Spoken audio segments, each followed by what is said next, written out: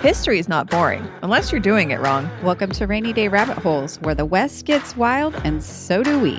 I'm Shea. And I'm Jody. Let's fall down the rabbit hole. Hey everyone, welcome back to Rainy Day Rabbit Holes, the podcast where we dig up history's most unhinged stories and where we are honoring Indigenous history for the month of November. November? Is that November plus memory? It's like February too, all the way to February.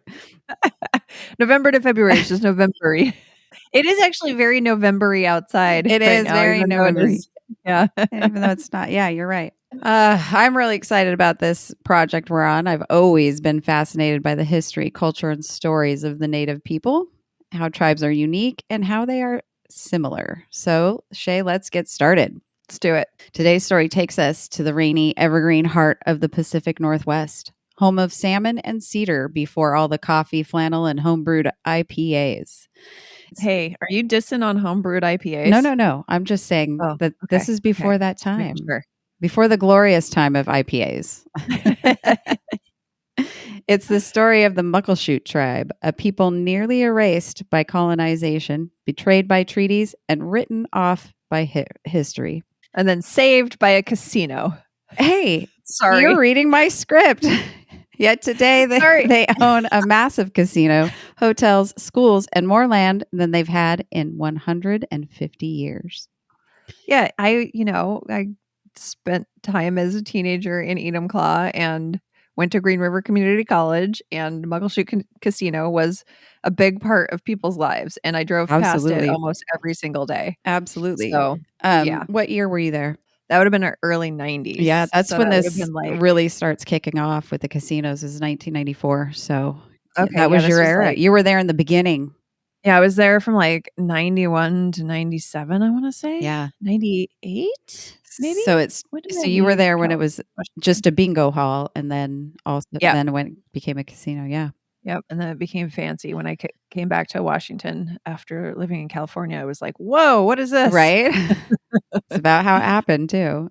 But the pawn shop that was across the street is still there. I bet.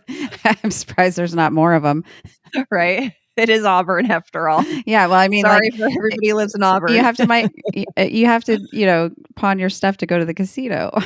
That's true. I think that's why it is strategically located right there. Yeah, exactly.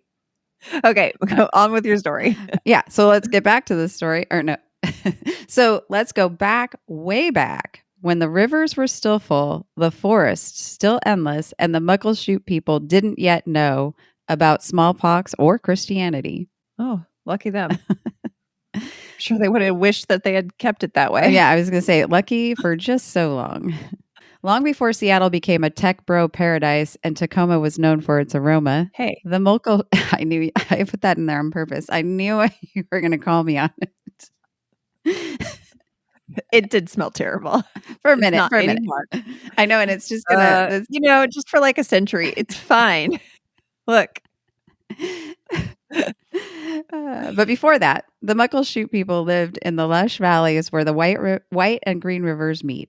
They were and are part of the Coast Salish family, speaking a dialect of Lushootseed, which when I try to pronounce it sounds to me like poetry and a sneeze all at the same time. Lushootseed. Lushootseed. It's actually a fun word to say. Yeah, it's in here a couple times, and as I was practicing, I'm like, I'm starting to really like this word.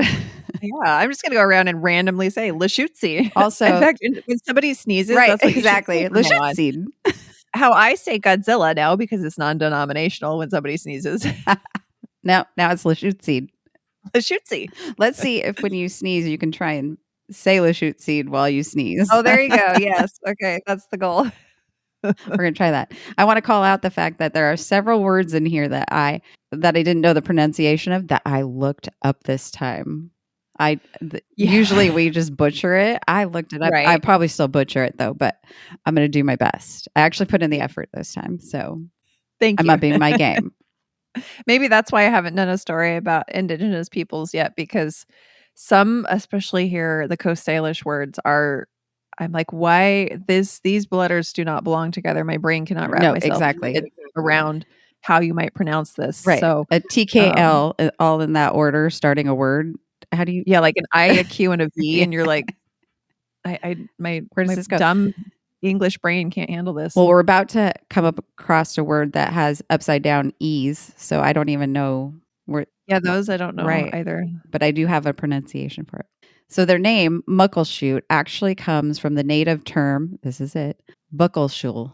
Buckleshul. This has, it's pronounced Buckleshul, but it's spelt B upside down E, Q, no U, upside down E, L, S with a little V thing above it. What's that called? The thingies?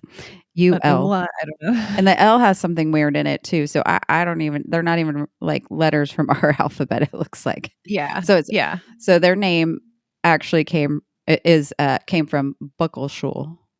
Okay. And I guess that's how we get Muckleshul. Because dumb white settlers couldn't say it. Well, yeah. It's like you're reading my script, meaning Oh, a shit, narrow sorry. passage or clear stretch of river. The word originally referred to a village near present-day Auburn, but after colonizers got a hold of it, it morphed into the same entire tribe because colonizers. Right. So that's how they do. Yep, that's how they do. Before contact, the Muckleshoot and their neighbors thrived here for thousands of years. They were salmon people, and everything revolved around the fish. Fishing wasn't just food, it was sacred. They built cedar longhouses, carved intricate canoes, and lived in extended families where everyone had a role. The rivers gave, the forest provided, and life flowed with the seasons. And then came the 1850s and the settlers, who saw all that abundance and said, wow, this looks great. We'll take it. Yeah. As if it was up for grabs. Luckily, there's nobody here to stop us. Yep. I want that. I'm of the right genetic background makeup. I shall have it. It's mine. The Pope said I could. Yes, the doctrine of discovery covers everything. In 1854, Washington Territorial Governor Isaac Stevens, a man not exactly known for his subtlety or compassion, started rounding up tribes across the region for treaties.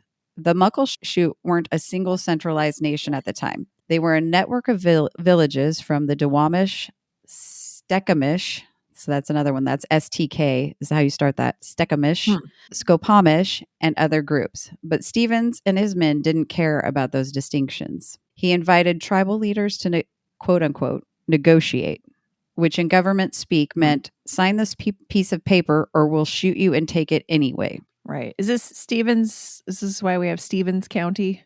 Oh, we should look that up. That's got to be a little bit of a slap in the face. Right? If this is the guy, this is what this guy did. Yeah.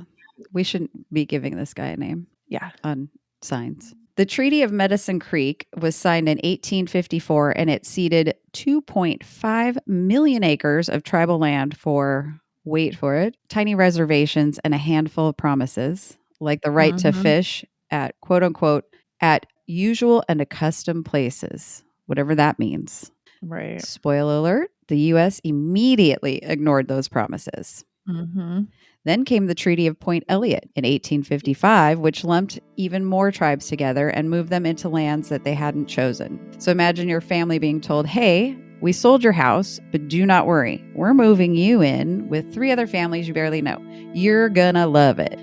Because that's what they did. Yeah, you guys all get to go live in a 2-bedroom apartment. You guys all like living together, right?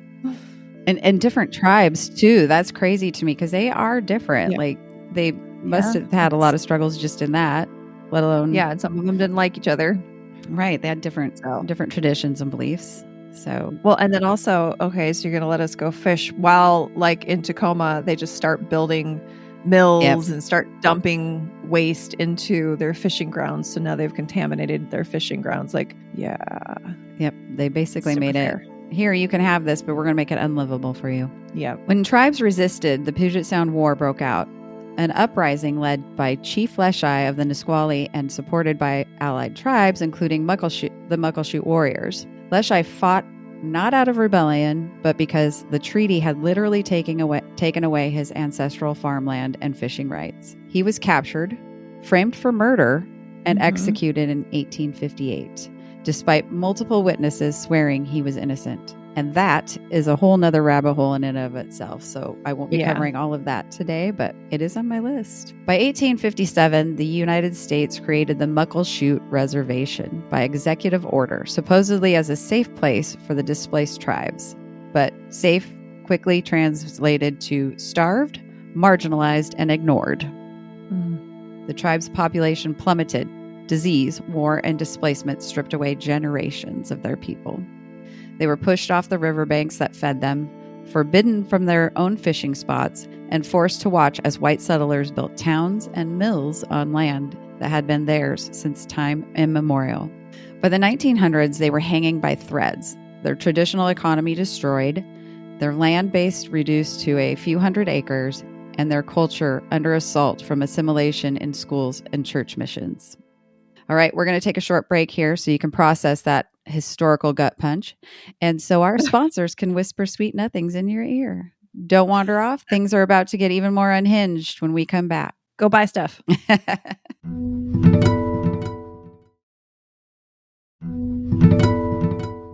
Well, welcome back, rabbit holers, for our story on the Muckleshoot. For the next century, the Muckleshoot story was one of survival, quiet, bitter endurance. The reservation system stripped power from traditional leaders. Children were sent to boarding schools where speaking Lushootseed could get you beaten. The fishing rights guaranteed by treaty were ignored. By the mid-20th century, the Muckleshoot, that again is the 1900s, the Muckleshoot people were among the poorest in Washington state. Many worked seasonal labor and like logging or whatever jobs in nearby cities allowed. Then came the fish wars of the 1960s and 70s, the spark that reignited the tribe's fight for sovereignty. In the end, it wouldn't just be a fight about the fish. Federal and state officials had been arresting native fishers for quote unquote poaching in their own rivers. The Muckleshoot, along with other tribes like the Nisqually and Puyallup, said, enough. They staged protests, sat up fish-ins, and faced down police with nets in hand and TV cameras rolling. Leaders like Billy Frank Jr. of Nisqually and Bill Sadiacum of Puyallup, along with the Muckleshoot fishers, risked being arrested and violence to demand what they already had been promised back in 1854. Their courage led to the landmark Bolt decision in 1974. So like 120 years later, they're finally getting a decision in the court system. Yeah. So did the Treaty of Medicine Creek say that they could fish in these areas? They had fishing rights, and immediately the government ignored that.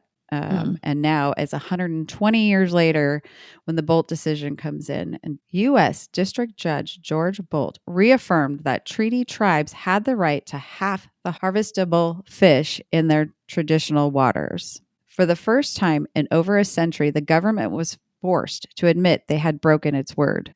That ruling didn't just give back the fish, it gave back power. Billy Frank Jr. is now memorialized for his work with the Billy Frank Jr. Nisqually National Wildlife Refuge in Olympia at the Nisqually River Delta, where it meets Puget Sound. Bob Sadiacum was not memorialized in this way, but he was honored by his and surrounding tribes. He was buried in full tribal headdress and traditional buckskin beneath a shiny black headstone cut like the shape of an arrowhead.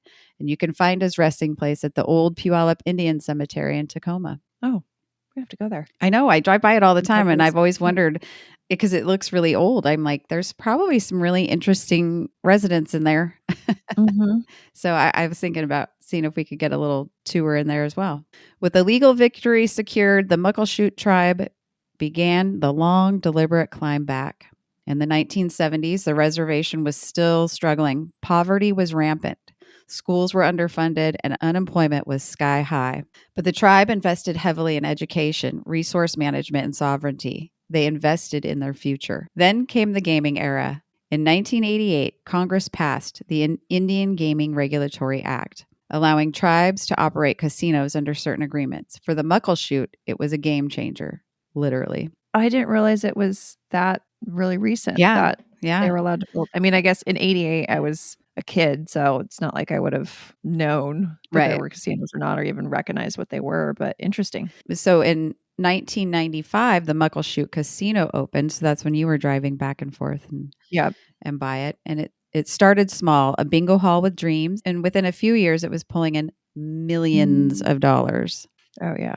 That money was channeled into the community, schools, healthcare, cultural programs, land purchases, and environmental restoration. The tribe began buying back ancestral lands piece by piece, expanding their reservation from a few hundred acres to over 3,000. It's a long Wow. way from the 2.5 taken over 100 years ago. That wasn't strictly the Muckleshoot tribe, though. That was several tribes. So The 2.5 million. coming to 3,000, they've taken back more than half their land, which is a considerable gain. Yeah. Yeah. They built the Muckleshoot Tribal School, a beautiful facility focused on both academics and cultural revival. Lushootseed language classes have returned. Great. So have the traditional arts, canoe journeys, and ceremonies. This actually, when I was in nursing school, 2005-ish, 6-ish, we actually visited the Muckleshoot tribal schools. And this is before it was rebuilt and before it was early 2000s. So they were just coming into their millions. They were just getting the casino underway and making money. So this was before the transition, and I'm really excited about it because I did see it when the teacher was bringing food to the students, because that's the only time they ate, because that's the only their families couldn't afford food. So to see this all get reinvested back in the community is wonderful. Yeah, I do remember when I lived out in Enumclaw and would drive, you end up driving like through the reservation basically to get to Auburn, and seeing and noticing a lot of poverty. Yes. So yes. And so they really brought them up. Yeah, and the last couple times I've driven through there, I definitely noticed less of it. Do you know, do they own the White River Amphitheater? Let's look that up. I did not get that in my research, and I didn't even think about it. Let's see. Feels like they would. That seems like the right area, right? Yeah, it is. You drive right through there. Yeah. Muckleshoot Tribal Enterprises owns White River Amphitheater. I wonder why that didn't come up. Maybe that's what they're including in their enterprises every time I see it. Hotels, casinos, and enterprises. And I guess that's an enterprise. It is an enterprise. So they also created a food sovereignty project, reviving native crops and building gardens and orchards to teach sustainable food systems. And unlike the government, they actually kept their promises to each other. The Muckleshoot are now one of the most prosperous tribes in the Pacific Northwest. Their enterprises fund everything from college scholarships to medical treatments to salmon restoration. But success brings new problems. Before we get into that and wrap up this emotional roller coaster, we're going to let our sponsors have their turn.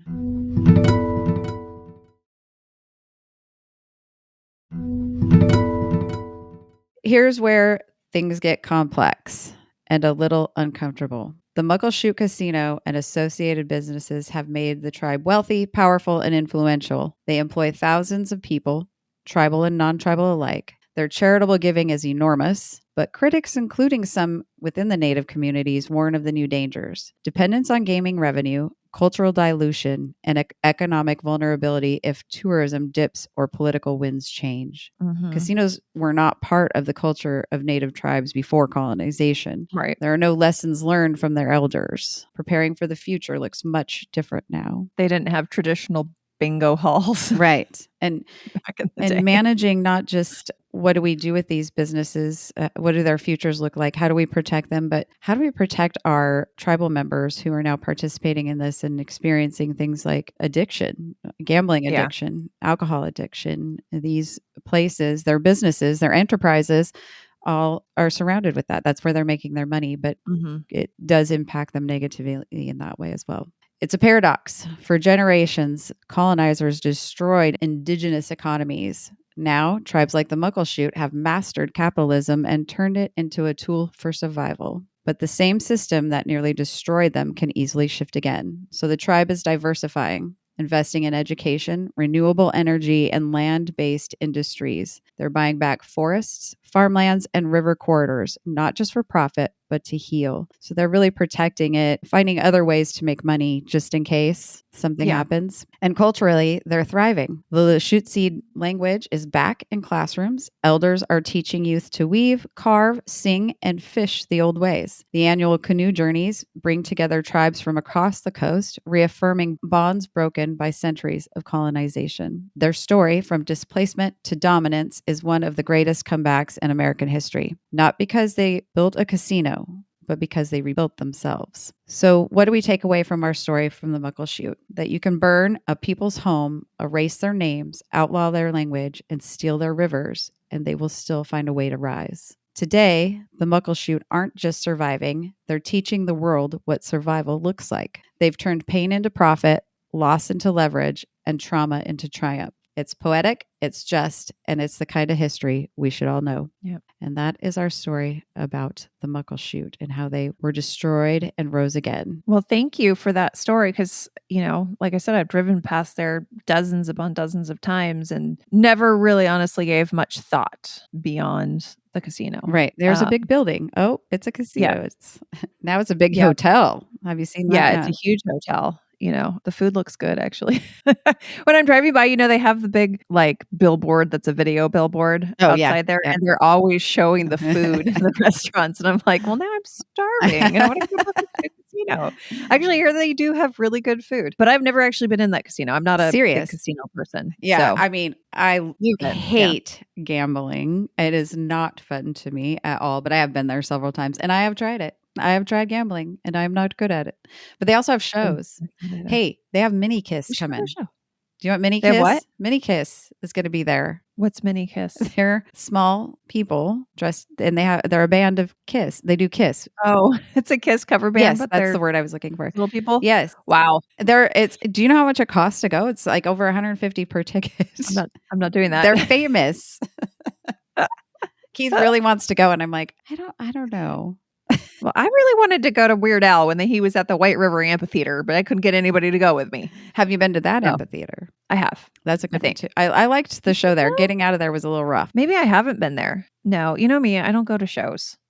I'm not a show person. I'm like, I'd rather be at home in my pajamas. I've been to the White River Amphitheater once, and it was a comedy show. It was like a string of comedians, famous ones, of course, but getting out of there was misery. Yeah. Well, I mean, that road, the main highway, is only one lane each way. Yes. And it's a highway. Yes. So I can imagine when you've got hundreds or thousands of people trying to get in and out of there. It's the same highway where you'll see the new schools and the casinos and some other things that are, it's becoming a beautiful area where it once was destitute. Yeah. A childhood friend die right on that road. Ooh, I can imagine that. It's pretty pulling out to make a left-hand turn onto the highway. Yeah, the speed limit's like 50 and people do 100. Yeah, yeah, it's pretty dangerous. Yep. Well, thank you. I appreciate that. Thank you so much for honoring the Indigenous people of our area because they're so crucial to our area. I agree. We wander through living here in the Pacific Northwest, living in towns with Native American names, driving past locations that are named after the Native Americans and not giving a whole lot of thought to it on our day-to-day life. But we really should. We look out every day, you and I see what is called Mount Rainier here, but which really should be called Mount Tacoma or Mount Tahoma. And people get their knickers all in a twist when we talk about renaming it to an Indigenous name. The guy that it was named after, the white guy, never even came to the Pacific Northwest. That's so crazy to me. So why do we need to keep his name attached to it? Anyway. Okay. Well, the one thing is that my sticker on my water bottle from that park is already on there. So if you change it, I'm going to need a new sticker. Yes, we can get a new sticker for you. All right. Special thanks to Letha at lethadavis.com for our beautiful new website, and Logan Hine for the awesome social media marketing and wicked awesome videos. You can find Logan at redemptionindustries.com. He is a social media and video manager helping brands, creators, and businesses build consistent, engaging online presence. From content strategy and scheduling to editing and community engagement, he delivers streamlined digital support that drives growth across platforms like Instagram, TikTok, and YouTube. All right. Yeah, they're doing a great job with our YouTube videos and optimizing our YouTube page. And we've actually had quite a few new subscribers since we brought them on board. So, and getting a lot more views to our videos, which before would get like 4. I'm so excited about this. Nobody listens on YouTube to our dumb podcasts. So, yeah. Well, maybe they will now if they start seeing faces. Exactly. They keep saying if we need to do this, and we're both like, video. Yes, and they're working on some other options too to add images and other interesting content over on top of our audio for YouTube. So I've seen some of the things they've suggested. It's pretty awesome. And then also we want to let you guys know we are doing bespoke fan fiction for our Patreon supporters. But if you are not a Patreon supporter and you want a piece of bespoke fan fiction, you can actually go and just purchase one and we'll make one for you. Or between now and December 6th, we're giving away one of our bespoke fan fiction stories to one lucky listener. So you just need to head on over to rainydayrabbitholes.com/support. And there's a link there to take you to the Patreon where you can sign up to join the contest at King Sumo. And then there'll be also links on our social media page. So again, that's rainydayrabbitholes.com/support. Go check out our new website. It is shiny, beautiful, amazing. You can get a website just like it through lethadavis.com. And so check it out. All right, guys. Well, thank you so much. Thank you to the native people that were here before us. And sorry. Sorry. Just general sorry. Sorry for what our ancestors did. Sorry for... if I was here during that time, I would have stood up for you. It's all like... Yes. Yeah. Okay. Well, thank you guys so much. Thank you, Jody. That was an awesome story. And we'll see you next time. And see you down the rabbit hole.